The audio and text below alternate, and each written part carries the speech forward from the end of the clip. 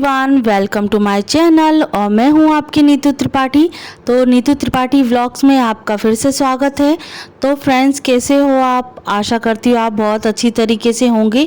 तो फ्रेंड्स, मैं अभी किचन में आ गई हूँ और संध्या बना रही हैं पूड़ी, और मीठी पूड़ी बना ली हैं, और जो अरोनी बोलते हैं बिना नमक वाली जो आटे की पूड़ी है वो बना ली हैं, और बना रही हैं आलू की सब्जी जो रास्ते में खाने के लिए हो जाएगा। तो फ्रेंड्स, बस अब मेरी भी तैयारी हो चुकी है। एक दिन पहले ही मैंने पूरी तरीके से पैकिंग कर ली थी, क्योंकि मेरा भी जाने का टाइम हो चुका है मायके से। तो अब मैं ससुराल के लिए तैयार हो रही हूँ जाने के लिए। तो यहाँ संध्या माहौरी रख रही हैं, और मैंने भी शाम को फिर से नहा लिया था, क्योंकि मतलब शाम तो हो ही चुकी थी। और कहते हैं कि लंबे सफ़र के लिए जाओ तो भगवान के भी हाथ जोड़ लेना चाहिए। तो वैसे भी फिर मैं नहा ली थी, गर्मी का टाइम भी है तो सुबह शाम का तो नहाना हो ही जा रहा है।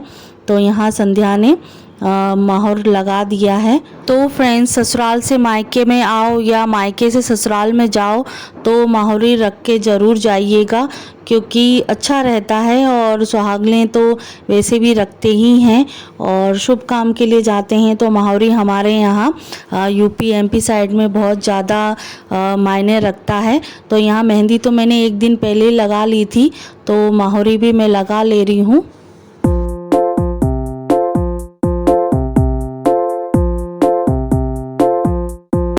तो यहाँ मेरी मोहरी लग गई है, और इस टाइम पे दोस्तों ये पल ऐसा होता है, बहुत ज़्यादा इमोशनल हो जाता है कि बस ये विदाई का जो आखिरी पड़ाव होता है मोहरी रखना, और भगवान के सामने माथा टेक कर निकल जाना, और फिर मम्मी से मिलना, सभी से मिलना।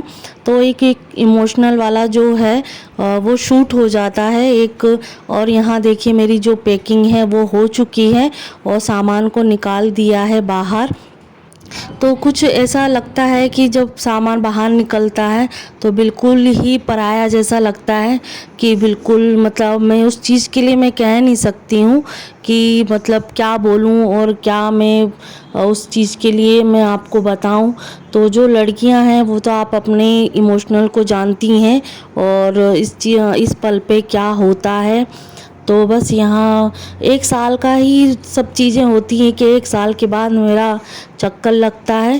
पर हाँ, फ़ोन पे बात होना, वीडियो कॉलिंग पे बात होना, उससे थोड़ी बहुत जो है तसल्ली मिल जाती है। फिर भी वही है, मम्मी का तो ये रहता है कि साल भर में मिलना होता है, तो मम्मी ज़्यादा इमोशनल हो जाती हैं। और दीदी का क्या है, दीदी तो अभी पास में रहती हैं तो आना जाना लगा रहता है।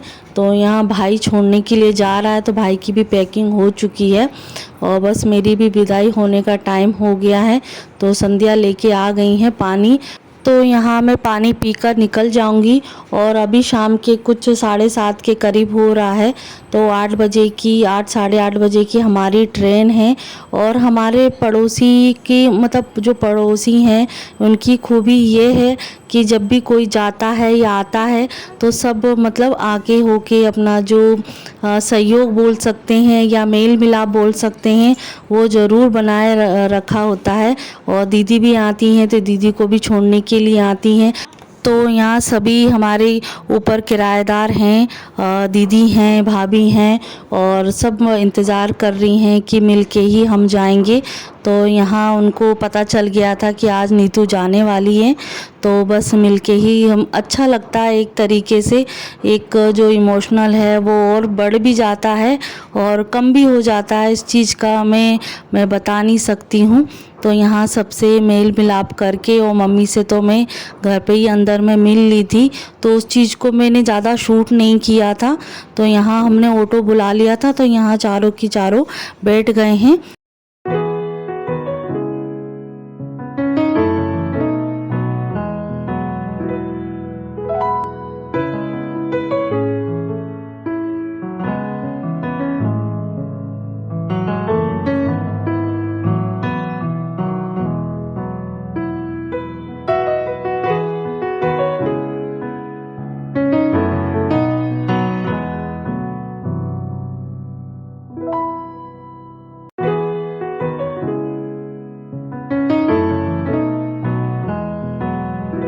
तो फ्रेंड्स यहाँ मैं ऑटो में बैठ गई हूँ और बस ऑटो में बैठते बैठते भी मम्मी मतलब रो रही थी और मैं थोड़ा सा आंसुओं को अपना दबा रही थी कि मुझे देख के ज़्यादा रोए ना, फिर भी कितना भी कुछ कर लो मन तो भर ही आता है।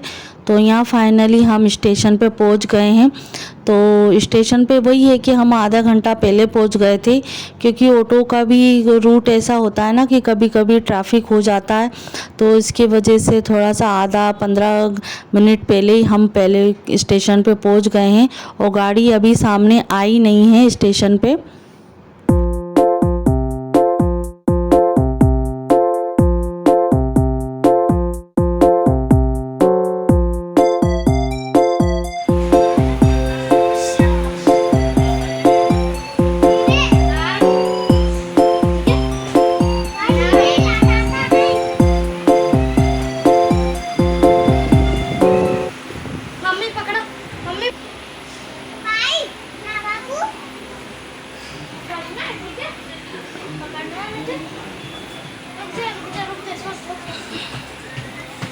उतरो नीचे।